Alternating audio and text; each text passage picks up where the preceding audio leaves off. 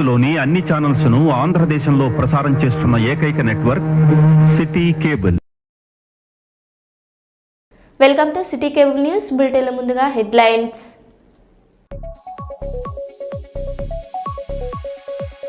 వరంగల్ జిల్లా చెరబండరాజు నగర్లో ఇళ్ల కూల్చివేతలపై ఉద్రిక్తత.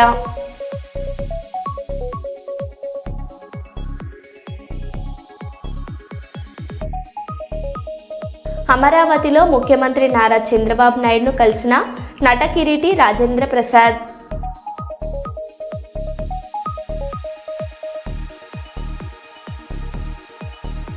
నర్సంపేట గ్రీన్ రిసార్ట్లో బీఆర్ఎస్ నేతల ప్రెస్ మీట్.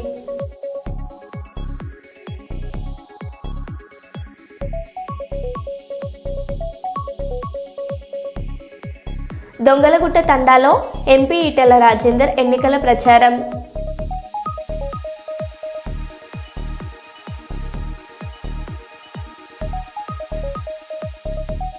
పిఠాపురం పాదగయ క్షేత్రంలో మహాశివరాత్రి ఏర్పాట్లను పర్యవేక్షించిన జిల్లా కలెక్టర్, జిల్లా ఎస్పీ బిందు మాధవ్.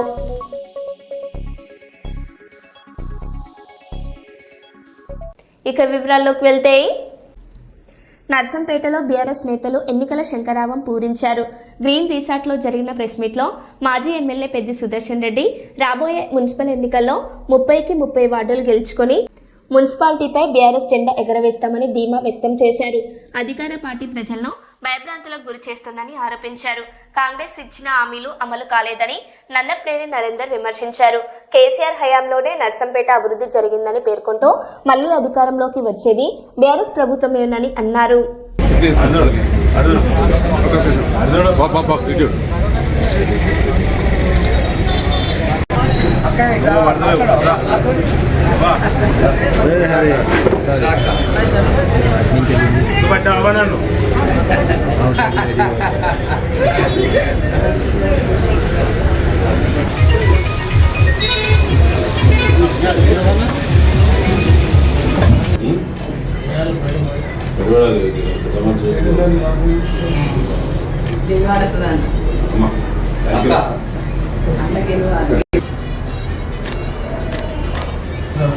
కేసీఆర్ గారి నాయకత్వం, కేసీఆర్ గారి నాయకత్వం, పెద్ది సుదర్శన్ గారి నాయకత్వం, నాగేంద్ర పద్మ కారు గుర్తుకే,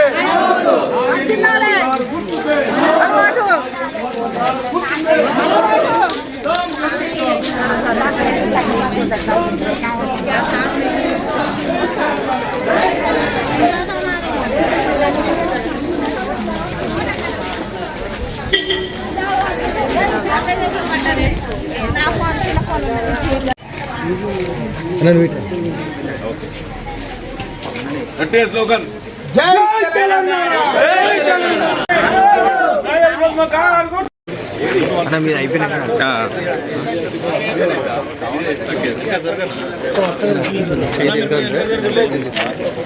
ఆగన్నా, మా మీడియాలో తీసుకున్నాక నువ్వు తీసుకో.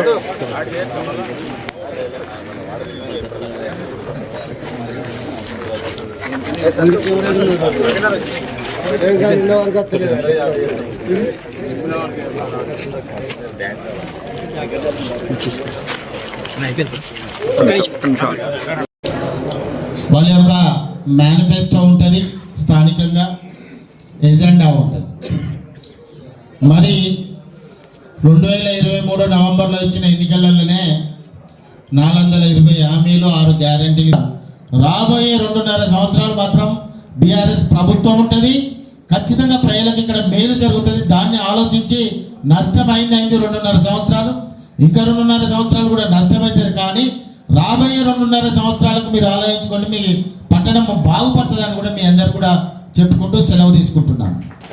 పోలీసులు కాంగ్రెస్ అయితేనే దరఖాస్తు తీసుకుంటున్నారు.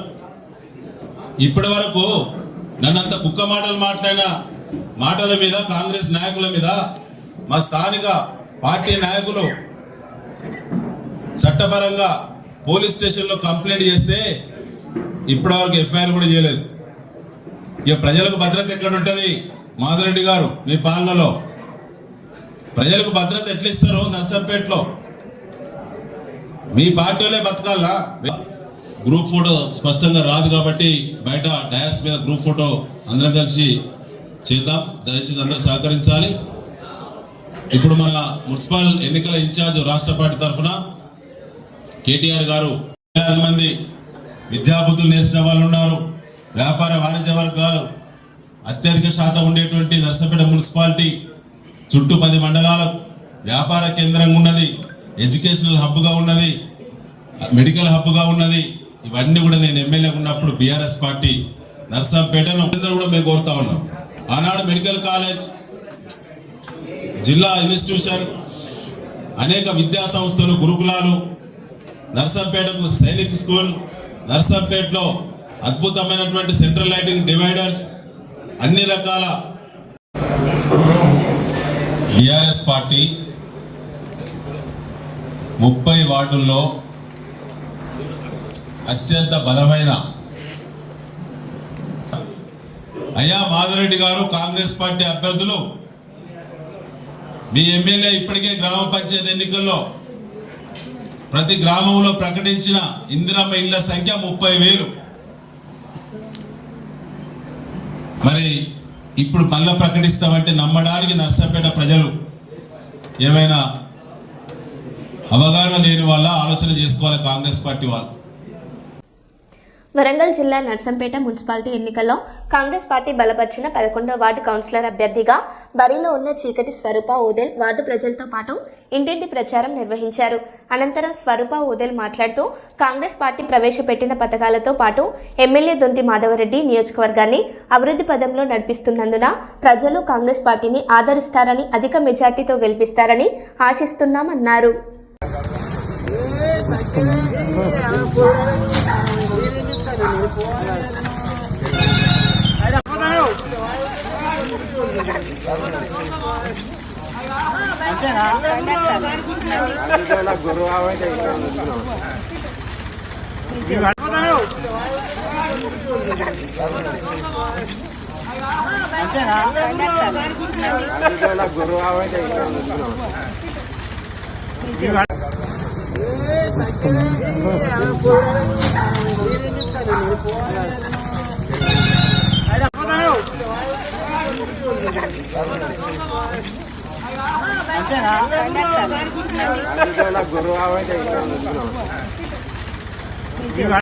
వరంగల్ చెరబండరాజు నగర్లో ఇళ్ల కూల్చివేతలపై ఉద్రిక్తత నెలకొంది.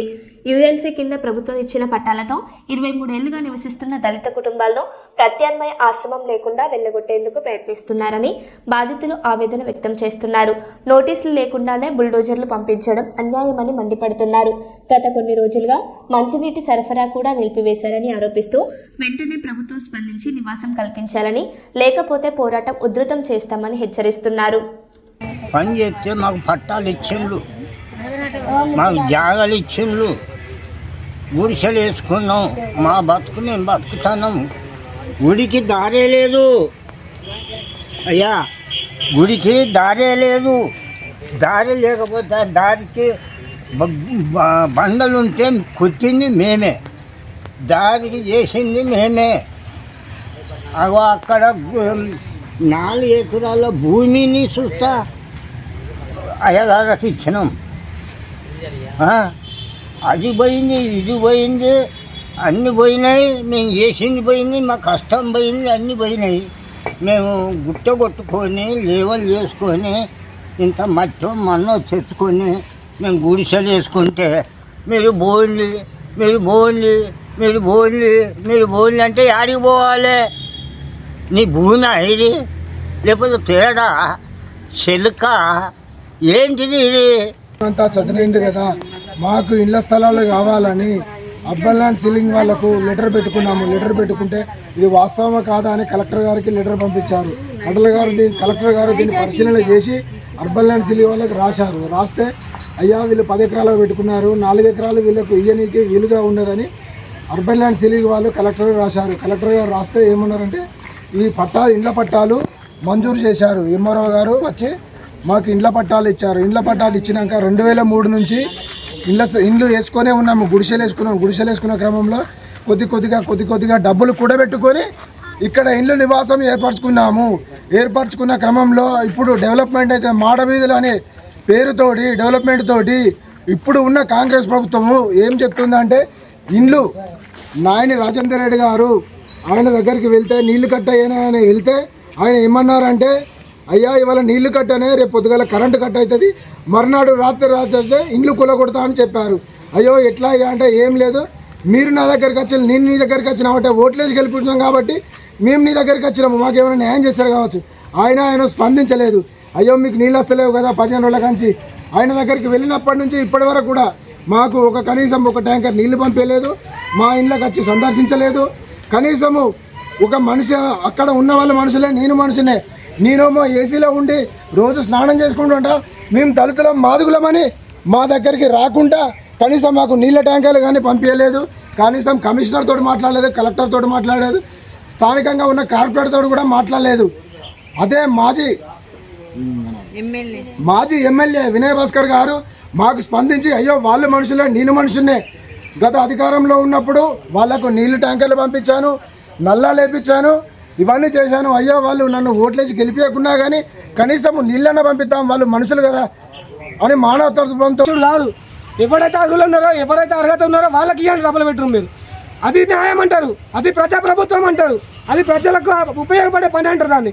కానీ కక్షపూరితంగా మా దాంట్లో ఎవరినో తీసుకొచ్చి మాకు పట్టాలు ఉన్నాయి, మా పేర్ల మీద పట్టాలు ఉన్నాయి, మేము పని చేసినాం, మాకు డబుల్ బెడ్రూమ్ కావాలి, మేము వెళ్తాం బిల్డింగ్ కావాలంటే మేము 23 సంవత్సరాల నుంచి ఇక్కడ ఉన్నాం, మా రికార్డు ఉన్నది. మీరు ఎన్నిసార్లు సర్వే ఈరోజు ఏదైతే సర్వే చేసిండ్రో మున్సిపాలిటీ వాళ్ళు రెవెన్యూ వాళ్ళు వచ్చి అది ఖచ్చితంగా ఫేక్ సర్వే, దాన్ని మేము ఖచ్చితంగా ఖండిస్తున్నాం. నీళ్ళు విడుదల చేయాలి, ఖచ్చితంగా నల్ల నీళ్ళు రిలీజ్ చేయాలి, మాకు నీళ్ళు కావాలి కంపల్సరీ. దీనికోసం మేము ఎంత దూరమైనా పోరాడానికి సిద్ధంగానే ఉన్నాం. మేయర్ గారు కానీ, కమిషనర్ కానీ, ఎమ్మెల్యే గారు కానీ, కలెక్టర్ గారు కానీ, ఎవరైనా కానీ మీకు ఏదైనా కావాలనుకుంటే మేము మీ అభివృద్ధికి అడ్డుపడట్లేదు. మాకు ఇండివిజువల్ ఇల్లులు ఇవ్వండి, మాకు ఇండిపెండెంట్ హౌసెస్ కట్టించి మేము ఎట్లా కట్టుకున్నాం మాకు ఇల్లులు ఇచ్చి మాకు ఏం న్యాయం చేస్తారో న్యాయం చేయండి. అంతేగాని దీంట్లోనే చిల్లర రాజకీయాలు చేయకండి. వీళ్ళని తీసుకొచ్చి ఖాళీ జాగాలను తీసుకొచ్చి ఇది నాది ఉన్నది ఇది నీకు ఇస్తా. గూడోళ్ళు కూడా వాళ్ళు ఎమ్మెల్యే ఇట్లా వీళ్ళందరూ ఒత్తిడి చేసి మమ్మల్ని ఇక్కడ నుంచి బాధ పెడతాను. వాళ్ళు మా తాతలు తండ్రుల కాళ్ళ నుంచి అందరు ఇక్కడనే బండగొట్టిళ్ళు. బండగొడతాను ఇది సదనమైంది, పెద్ద పెద్ద గుట్టలు ఉండే బండగొడతాను ఇది అంతా సదనమైంది. మేము ఇల్లు కట్టుకున్నాము, పట్టాలే లేవని చెప్తారట వాళ్ళు. ఇక్కడ వాళ్ళకి పట్టాలు లేవు ఏం లేవు అని చెప్తారు వాళ్ళు. ఇక్కడ నా పేరు గోవింది నిర్మల. 2023లో ఈ పట్ట కాగితాలు మాకు ఇచ్చిండ్రు. 2003లో నర్సంపేట పట్టణంలోని రాయుడి కీర్తి దుశాంత్ రెడ్డి 9వ వార్డు కౌన్సిలర్ అభ్యర్థి మాట్లాడుతూ మాజీ ఎమ్మెల్యే సహకారంతో 9వ వార్డులో పోటీ చేస్తున్నానని మాజీ ఎమ్మెల్యే పెద్ది సుదర్శన్ రెడ్డి ధన్యవాదాలు తెలిపారు. 9వ వార్డులో సీసీ రోడ్లు, డ్రైనేజీ బోర్లు మాజీ ఎమ్మెల్యే సహకారంతో అభివృద్ధి చేశామని, ప్రజలు మాపై నమ్మకం ఉంచి మాకు భారీ మెజార్టీతో గెలిపించాలని ప్రజలను కోరుకుంటున్నామన్నారు.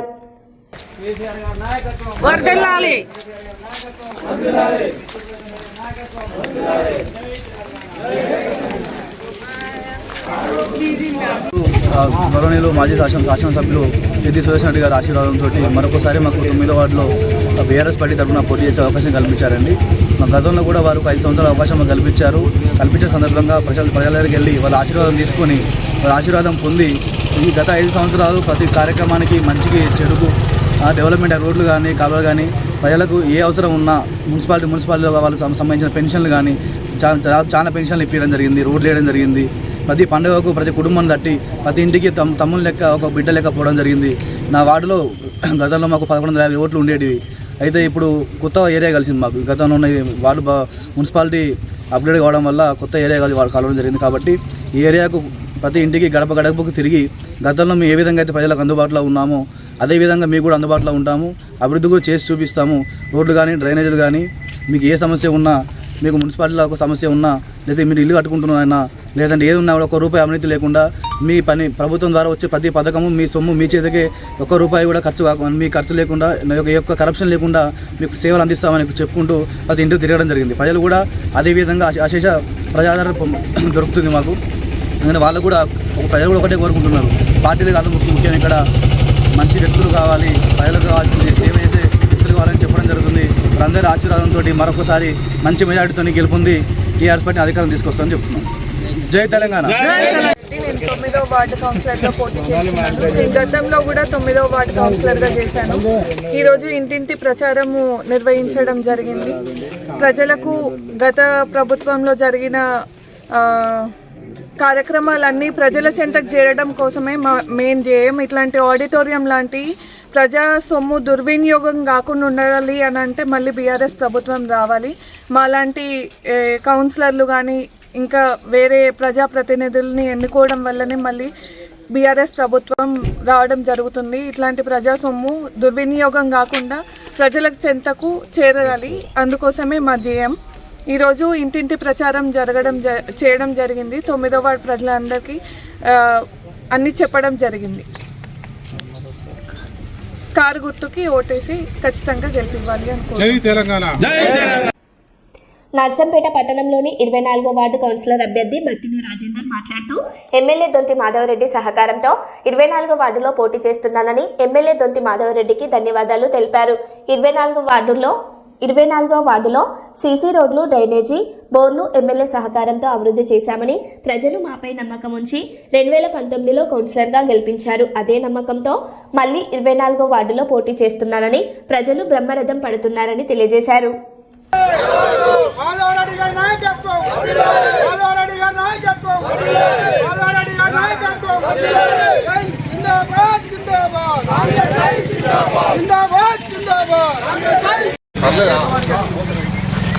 మళ్ళీ ఏమన్నా 2 రోజుల తర్వాత మళ్ళీ ఏమన్నా గెలిచింది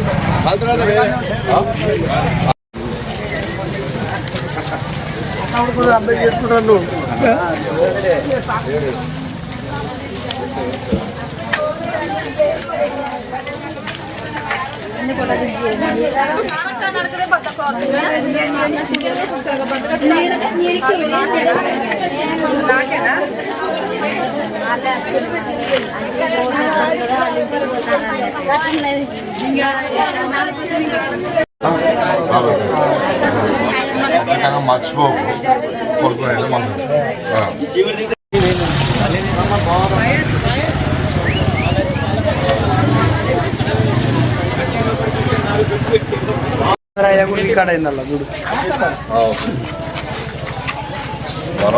మీడియా మిత్రులకు మొదటగా నమస్కారాలు తెలియజేసుకుంటూ, అలాగే 24వ వార్డు ప్రజలకు కూడా అందరికీ నమస్కారాలు.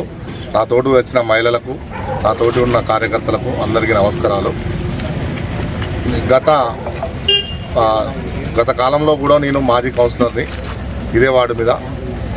ఇప్పుడు గత కాలంలో 3 సంవత్సరాల పరిధిలో జరిగిన అభివృద్ధి మొన్న 2 సంవత్సరాల క్రితం మా ప్రభుత్వం, కాంగ్రెస్ ప్రభుత్వం రాగానే 2 సంవత్సరాల కాంచెల్లి డ్రైన్లు, సీసీ రోడ్లు, అలాగే బోర్లు, ప్రతి ఇంద్రమ్మ ఇల్లు, అలాగే అన్ని కార్యక్రమాలు, ప్రతి సమస్యలు కూడా, రేషన్ కార్డులు, ప్రజలకు ఏ సమస్య ఉన్నా అందుబాటులో ఉండుకుంటూ, వాళ్ళ మధ్య ఉండుకుంటూ నేను మా యొక్క నియోజకవర్గ ఎమ్మెల్యే గారి దొంతిమాధవరెడ్డి గారిని ప్రతి నిమిషం కలుసుకుంటూ వీరి సమస్యలు, ప్రజల సమస్యలు తెలుపుకుంటూ వారి దగ్గర నుంచి నిధులు, రాష్ట్ర ప్రభుత్వం అందించే నిధులన్నీ ప్రజల సమస్యలకు తీర్చుకుంటూ ప్రజల అభివృద్ధికి నేను పాటుపడుతున్నాను.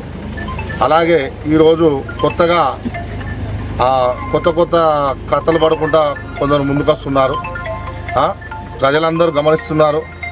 వాళ్ళు దేనికి ప్రభావాలకు దేనికి కూడా లొంగరు. వాళ్ళు ఎవరు పని చేస్తారా అనేది చూస్తారు.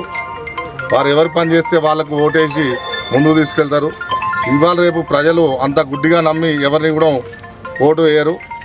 అలాగే నేను కూడా క్వశ్చన్ చేసేది ఏంటంటే, వేయకూడదని కూడా నేను కూడా అంటానా. ఎవరు పని చేస్తారో వాళ్ళని చూసి వారికి ఓటు వేసి గెలిపించుకొని మళ్ళా ప్రజలలో ఉంచుకొని ప్రజల సమస్యలను తీర్చడాన్ని తీసుకొని వచ్చి నిలబడి గెలిపించుకోవాలని ఈ సభాముఖంగా కోరుచున్నాను.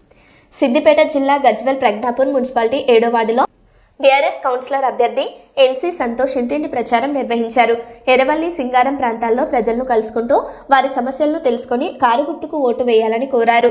ఈ సందర్భంగా మాజీ మున్సిపల్ చైర్మన్ రాజమౌళి మాట్లాడుతూ కేసీఆర్ హయాంలో అమలైన సంక్షేమ పథకాలను ప్రజలు గుర్తు చేసుకుంటున్నారని, కాంగ్రెస్ పాలనలో అభివృద్ధి కనిపించలేదని విమర్శించారు. రాబోయే ఎన్నికల్లో బీఆర్ఎస్ అభ్యర్థులను గెలిపించాలని ఆయన విజ్ఞప్తి చేశారు. ఆశీర్వాదం కావాలి. ఒక్కసారి అవకాశం ఇస్తున్నారు, డెవలప్మెంట్ చూపిస్తా, మీకు సేవ చేస్తా, పని చేస్తా, ఏ స్వార్థం లేకుండా వస్తున్నాం. నాకు మీరు పింఛన్ కూడా చాలా మంది చెప్తున్నారు. గెలిపిద్దాం గెలిపిద్దాం గెలిపిద్దాం గెలిపిద్దాం గెలిపిద్దాం గెలిపిద్దాం ఓటేద్దాం ఓటేద్దాం ఓటేద్దాం ఓటేద్దాం ఓటేద్దాం ఓటేద్దాం కేసీఆర్ గారి నాయకత్వం వర్ధిల్లాలి, కేసీఆర్ గారి నాయకత్వం వర్ధిల్లాలి, హరిశన్న నాయకత్వం వర్ధిల్లాలి. జై తెలంగాణ, జై తెలంగాణ, జై తెలంగాణ, జై తెలంగాణ. కేసీఆర్ గారి నాయకత్వం వర్ధిల్లాలి, హరిశన్న గారి నాయకత్వం వర్ధిల్లాలి. ఆరు గుర్తుకే ఆరు గుర్తుకే ఆరు గుర్తుకే. అందరికీ నమస్కారాలు. ఈరోజు గజ్వేల్ మున్సిపాలిటీలో 7వ వార్డును సంతన్నను నిలబెట్టడం జరిగింది. సంతన్నకు కారు గుర్తుకు ఓటేసి కేసీఆర్కు మా సింగారం ఎర్రవల్లి 7వ వార్డును బహుమతిగా అప్పచెప్పడం జరుగుతుంది. మా సింగారం గ్రామం కానీ ఎర్రవల్లిలో కానీ టీఆర్ఎస్ అభ్యర్థులు మంచి సపోర్ట్ ఇచ్చుకుంటూ మా కార్యకర్తలు అందరూ మా వెనుక వెన్నుదాటలో ఉండి అందరూ మాకు సపోర్ట్ చేస్తున్నారు. కాబట్టి సంతోషంగా ఘన విజయం సాధిస్తున్నారు. విజయం ఆల్రెడీ పక్కా అయింది. ఓన్లీ మెజార్టీ కోసం దళ్ళడం జరుగుతుంది. ఈ మెజార్టీ ఇచ్చి నేను కేసీఆర్కు బహుమతి ఇవ్వడం జరుగుతుంది ఈ 7వ వార్డును. నమస్కారం. మా ముందు గ్రామమైనటువంటి సింగారం కాలనీ ఇప్పుడు గజ్వేల్ మున్సిపాలిటీలో కలవడం జరిగింది. ఈ 7వ వార్డు అనేది జనరల్ సీట్ రావడం వల్ల మన గజ్వేల్ నుండి ఎన్సీ సంతోష్ అన్న గారు మన బీఆర్ఎస్ పార్టీ కేసీఆర్ నాయకత్వంలో బలపరిచినటువంటి అభ్యర్థిని మేము ఈ సింగారం కాలనీలో ఉన్నటువంటి ప్రజలందరూ కూడా ముక్తకంఠంతో ఏకగ్రీవంగానే ఎన్నుకున్న విధంగా గెలిపించుకుంటామని తెలియజేస్తున్నాము. ఎందుకు అని అంటే ఈ తెలంగాణ ప్రభుత్వం చేసినటువంటి కేసీఆర్ పరిపాలనలో ఏవైతే ప్యాకేజీలు కానీ ఇండ్లు కానీ మాకు వచ్చినాయి, కానీ ఈ కాంగ్రెస్ వచ్చిన ఈ 2 సంవత్సరాలలో ఏ ఒక్క పని జరగలేదు, ఒక రిజిస్టర్ కాలేదు, ఒక రిజిస్ట్రేషన్ కూడా కాలేదు. దొంగ హామీలను ఇవ్వడం జరిగింది. మహిళలకు 2500 ఇస్తామని చెప్పి మహాలక్ష్మి పథకం పెట్టి 2500. గజ్వేల్ ప్రజ్ఞాపూర్ మున్సిపాలిటీ ఎన్నికల ప్రచార భాగంలో మన మున్సిపాలిటీకి చెందినటువంటి 7వ వార్డు ఎర్రవల్లి సింగారం గ్రామము, ఈ 2 గ్రామాల్లో గత కొన్ని రోజులుగా ప్రచారం చేయడం జరుగుతుంది. గౌరవ మాజీ ముఖ్యమంత్రి వర్యులు తెలంగాణ రాష్ట్ర సాధకుడు కేసీఆర్ గారి ఆశీస్సులతో ఈ 7వ వార్డు బీఫాము మా కుమారుడైనటువంటి ఎన్సీ సంతోష్ గారికి ఇచ్చి వారి దీవెనలు ఇచ్చి ఆయన్ని ఇక్కడ పంపడం జరిగింది. గత వారం రోజులుగా ఈ 2 గ్రామాల ప్రజలు 7వ వార్డు ప్రజలు కూడా బ్రహ్మరథం పడుతూ ఖచ్చితంగా గతంలో కేసీఆర్ గారి ప్రభుత్వంలో చేసినటువంటి అభివృద్ధి కార్యక్రమాలను మరవలేకపోతున్నారు.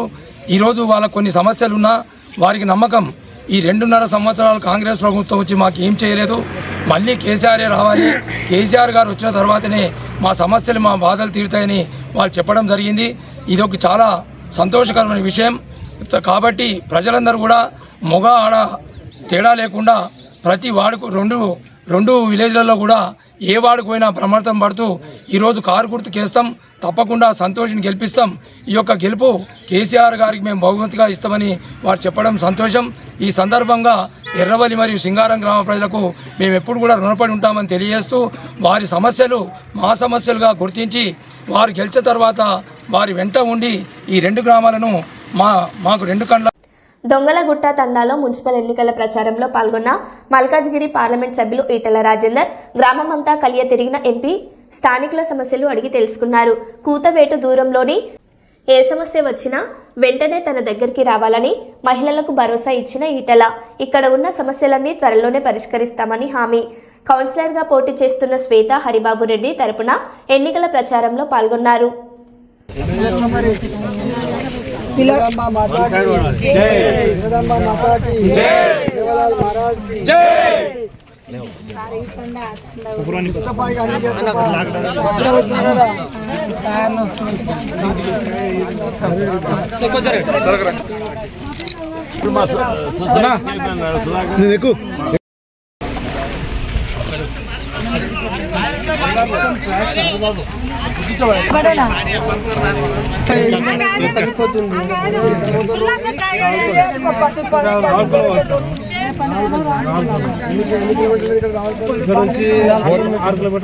ఇక్కడ కూతబెట్టి దూరం ఉంటుందా వచ్చి బాధ్యత చెప్పుకోవాలి కదా. వచ్చిన పెద్దోళ్ళకి చెప్తేనే ఉన్నాము. ఒక్కొక్కరికి ఎంత ఇచ్చిందో ఒక్కొక్కరికి ఇప్పుడు మొన్న కాళేశ్వరం కింద తీసుకున్న భూములకు డబ్బులు ఇచ్చిందా లేదా? డబ్బులు ఎంత ఎకరం ఇచ్చింది? 28 లక్షలు వచ్చినాయి అందరికి పైసలు. మొత్తం పోయిందా ఇంకా మిగిలిందా? సరే మిగలలేదు. మా ఇల్లు అంతవరకు ఉంది. పని చేసుకొని బతుకులు ఇక్కడ మరో బులెటిన్లో మళ్ళీ కలుద్దాం. Stay tune.